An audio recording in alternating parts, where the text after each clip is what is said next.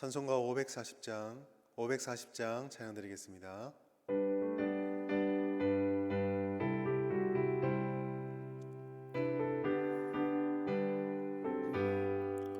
주의 음성을 내가 들으니 사랑한단 말일세.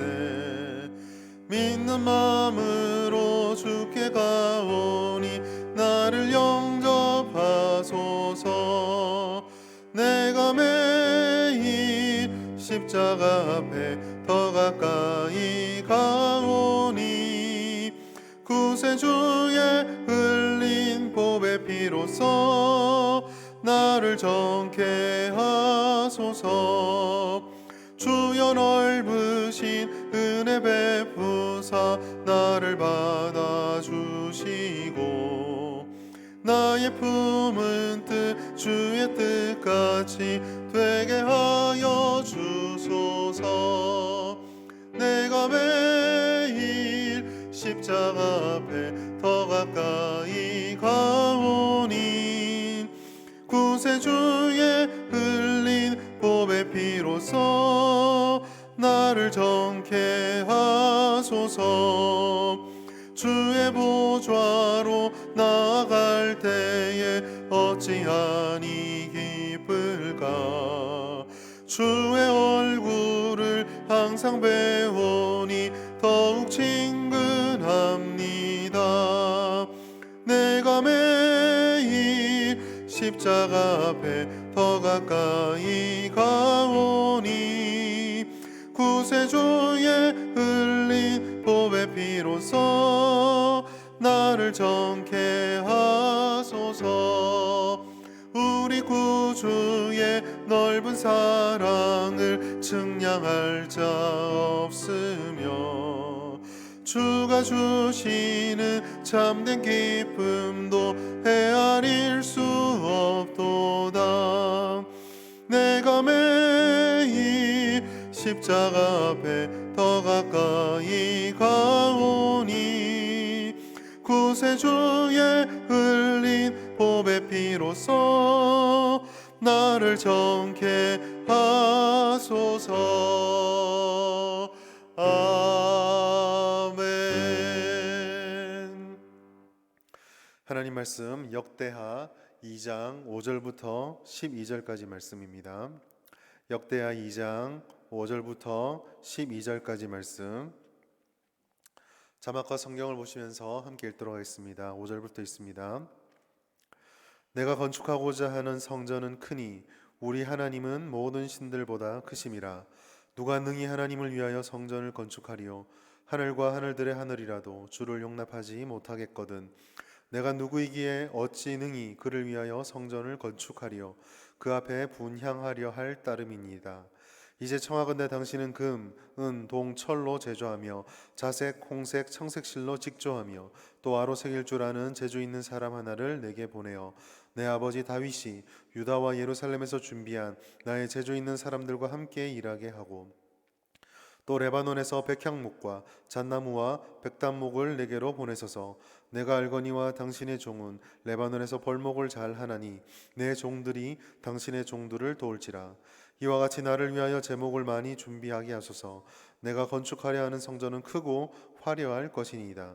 내가 당신의 벌목하는 종들에게 찌은 밀 2만 고루와 보리 2만 고루와 포도주 2만 밭과 기름 2만 밭을 주리이다 하였더라. 두로왕 후람이 솔로몬에게 답장하여 이르되 여호와께서 자기 백성을 사랑하심으로 당신을 세워 그들의 왕을 삼으셨도다.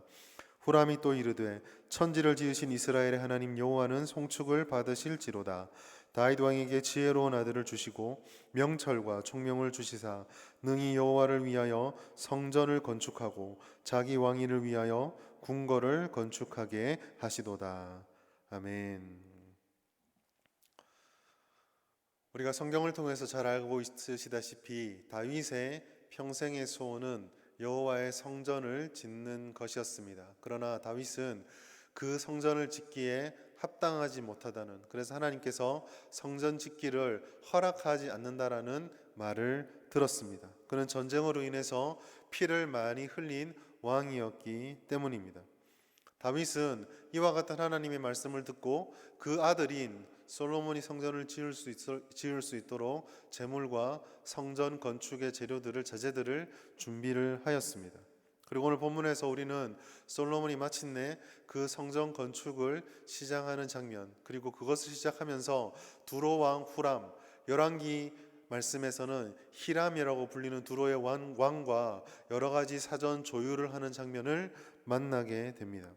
오늘 본문을 통해서 우리가 보고 싶은 것은 이와 같은 조율의 과정들이 아닙니다.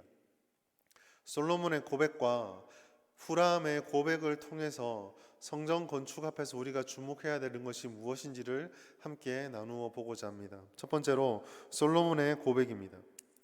솔로몬은 5절과 6절 말씀, 오늘 본문의 5절과 6절 말씀에서 고백하는 한 가지 사실이 있습니다. 그것은 바로 자신이 짓고자 하는 그 성전이 여호와가 머물기에는 한없이 부족하다라는 것. 크신 하나님, 그리고 그 크신 하나님을 어찌 우리 사람이 지은 것으로 감당할 수 있을까라는 믿음의 고백을 하고 있습니다. 흔히 우리에게 잘 알려져 있는 구절처럼 유한은 결코 무한을 담을 수가 없는 것입니다. 그렇다면 우리는 여기서 질문을 던지게 됩니다. 담을 수 없고 할 수도 없는데 성전을 건축한다라는 것은 과연 누구를 위한 것일까? 어리석은 선택이 아닐까라는 질문입니다. 여러 가지 답을 내릴 수는 있겠지만 저는 이 솔로몬의 후람과의 대화 속에서 이 성전 건축이 단순하게 종교의식의 장소 아니면 겉으로 보여지는 하나님 임재의 상징으로 드려진 것이 아님을 주목하고 싶습니다. 결론부터 말씀을 드리자면 솔로몬은 이 성전 건축을 건물 그 자체가 아니라 우리 하나님을 향한 솔로몬의 신앙의 고백으로 삼았다는 것입니다. 6절 말씀에 보면 이 세상의 것으로 담을 수 없는 하나님의 성전을 짓는 이유는 그것이 어떻게든지 잘 짓고 화려하게 짓고 크게 지으면 그래도 하나님을 담을 수 있을까라는 기대가 아니라 단지 하나님께 제사하고 하나님을 예배하기 위한 것임, 즉 분향하려 할 따름이다라고 하는 솔로몬의 고백이 있다라는 사실입니다. 성전의 존재와 가치, 그 의미는요 건축물 자체에 있지 않습니다. 지금도 유럽에 가보면 수많은 성당들과 고대 건축물들과 신전들이 있습니다. 많은 관광객들을 모으고 관광 수입을 발생시키고 있습니다. 그러나 성전의 원래 목적은 그와 같이 아름다운 건축물을 통해서 사람들에게 감동과 감격을 주는 것에 있지 않습니다. 성전의 존재 가치와 의미는 언제나 하나님이 우리와 함께 하시는 것과 하나님이 우리의 아버지 되시는 것, 우리에게 은혜 주시는 그 하나님에 대한 신앙 고백과 그 자체로 예배드리는 장소라는 의미에서 가치가 있는 것이죠. 7절과 9절까지에 등장하는 어떻게 보면 7절과 9절까지에 등장하는 솔로몬이 바라는 자제들은 이와 같은 고백과 또 어울리지 않는 것처럼 보일 수도 있습니다. 크고 화려하고 값비싼 재료들을 성전 건축에 사용하고 있습니다. 그리고 그 스스로도 그렇게 고백하죠. 하나님 앞에 크고 아름다운 것, 화려한 건축물을 짓겠다라고 솔로몬의 야심을 보여주고 있습니다. 여기까지 놓고 보면 좀 전에 제가 말씀드렸던 것처럼 솔로몬의 신앙 고백과 도대체 어떻게 조화를 이룰까 생각할 수 있습니다. 실제로 이와 같은 눈에 보이는 어떤 것을 신앙의 표현의 수단으로 삼을 때에 아슬아슬한 경계선이 형성되게 됩니다. 한 걸음만 어긋나면 하나님만을 위한다, 하나님만을 사랑한다라는 그 목적이 그 만들고자 하는 대상으로 옮겨가 버리게 되는 것이죠. 하나님은 사라져버리고 하나님 중심은 사라져버린 채 우리가 만들고 우리가 추구하는 것에 모든 중심축이 옮겨갈 수도 있습니다. 그리고 실제로 이스라엘 사람들은 이 솔로몬 이후에 범죄하는 과정 가운데서 성전이 있는 예루살렘을 믿음의 근거로 삼았습니다. 하나님의 뜻을 그토록 배반하고 하나님의 뜻을 그토록 따르지 않았음에도 예루살렘에 성전이 있다라는 그 신념 하나로 버티고 오만방자했었던 것이죠. 엉뚱한 자부심은 건축물의 필요 이상의 의미를 부여할 수도 있습니다. 그러나 우리는 솔로몬의 신앙 고백이 진실하다고 한다면 이와 같이 화려함을 추구하는 솔로몬을 이렇게 이해할 수 있습니다. 즉, 진정으로 하나님을 향한 갈망과 예배에 대한 열정이 우리가 할 수 있는 최선을 다해서 우리가 준비할 수 있는 최고의 것으로 하나님을 예배할 수 있는 모든 것에 최선의 준비를 다한다. 그렇다라고 한다면 사실 우리가 어떤 상황에 처해 있든지 우리가 가지고 있는 것들이 어떤 상황에 있을지라도 그것이 세상적으로 보았을 때 초라하다 할지라도 하나님 앞에는 문제될 것이 없습니다. 우리의 신앙 고백으로 드릴 수 있는 최선이라면 족하다라는 것이죠. 결국 화려하게 보이는 이 솔로몬의 성전의 목록과 성전의 재료의 목록은 솔로몬을 허황된 사람으로 보이게 하는 것이 아니라 그가 얼마나 하나님에 대해서 간절함과 하나님을 예배하는 것에 대해서 열정을 가지고 있었는지를 보여주는 것입니다. 이와 같은 솔로몬의 고백에 방점을 찍어주는 것이 바로 두로왕 후람의 고백입니다. 솔로몬의 이와 같은 계획을 편지를 써서 후람 왕에게 보냅니다. 그 두로왕 후람이 다시 솔로몬에게 답장을 보냈을 때 후람은 솔로몬을 향해서 하나님의 은혜다라고 고백을 하고 있습니다. 이것은 솔로몬의 결단을 향한 하나님의 보증입니다. 그 보증을 이방 왕인 두로 왕을 통해서 주신 것입니다. 하나님께서는 두로 왕을 통해서 이렇게 말씀하셨습니다.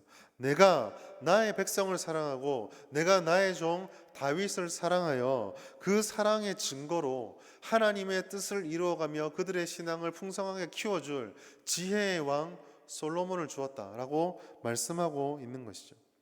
여기서 12절 말씀해 보면 솔로몬의 지혜라고 하는 것은 성전을 건축하는 것과 연결되어 있음을 알 수 있습니다.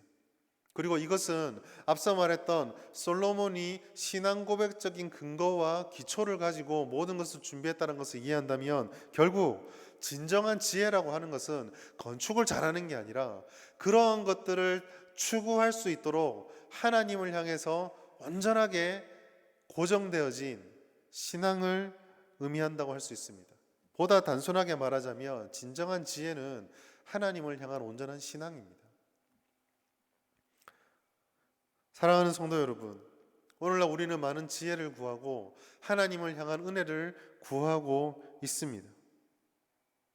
그러나 우리가 이 솔로몬을 통해서 바라보아야 될 것은 우리가 구하는 모든 것들 가장 중심에 다른 어떤 것도 추가되지 않은 그 가장 근원에 하나님을 향한 온전한 신뢰, 주님만을 예배하고자 하는 온전한 결단이 우리에게 있냐라고 하는 것입니다. 즉 우리 신앙의 중심성이 하나님으로 표현되어지고 하나님만으로 만족하고 있냐라고 하는 것이죠. 모르긴 몰라도 솔로몬에게 만약에 천만금이 없었다고 한다면, 가난하다고 한다면 그는 황금과 보석이 아니라 집들 뒤에 있는 나무를 패서라도 성전을 지었을 것입니다. 결국 우리가 무엇을 드릴 수 있느냐라는 그 재물의 문제, 우리가 어떤 건축물에 모여서 예배를 드리냐는 그 문제가 아니라 하나님을 온전하게 신뢰할 수 있는 것이 우리 마음속에 있냐라는 것이죠. 그것이 바로 올바른 성전 신학입니다. 오늘 우리 이 시간에 한 주를 시작하는 이 월요일에 주님 앞에 나와서 우리의 마음을 하나님께 온전히 드렸으면 좋겠습니다. 우리가 예배하는 자로 서서 우리의 모든 삶이 하나님을 예배하는 성전이 되시길 바랍니다. 우리의 직장이 성전이 되고 우리의 학교가 성전이 되고 우리가 있는 가정이 성전이 되고 내가 있는 그곳이 우리의 온전한 신앙 고백을 드리는 성전이 되길 바랍니다. 그런 온전한 신앙의 회복이 우리 가운데 충만할 수 있기를 주님의 이름으로 축복합니다. 이 시간에 말씀을 생각하시면서 기도하시고 또 교회를 위해서, 나라와 대구 땅을 위해서 합심하여 주의 이름으로 기도하겠습니다. 주여, 주여, 주여. 하나님 아버지, 교회를 위해 기도합니다. 모든 예배와 모임이 정상화되게 하여 주시옵소서.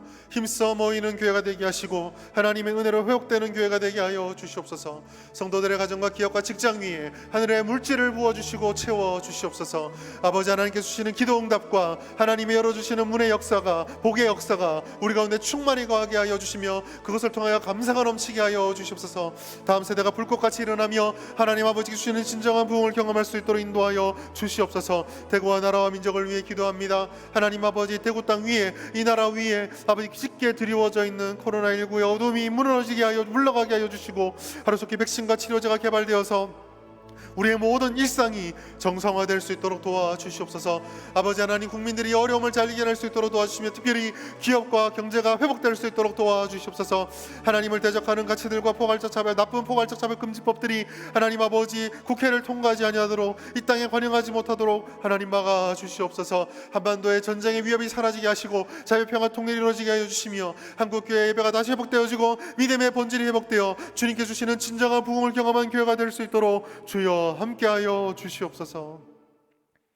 우리의 모든 삶이 온전한 예배가 되고 우리의 모든 삶의 현장이 주님을 예배하는 신앙 고백적 성전이 될 수 있도록 하나님 함께하여 주시옵소서. 우리 교회와 이 대구 땅과 나라와 민족을 불쌍히 여겨주시사 하나님의 부흥을 경험하는 그런 삶을 살게 하시고 오늘 하루도 우리 모든 성도님들의 삶을 지켜주시옵소서. 감사드리며 예수님의 이름으로 기도드립니다. 아멘. 오늘 하루도 주님의 은혜 가운데 하나님과 늘 동행하시는 삶을 살아가시기를 축복합니다. 감사합니다.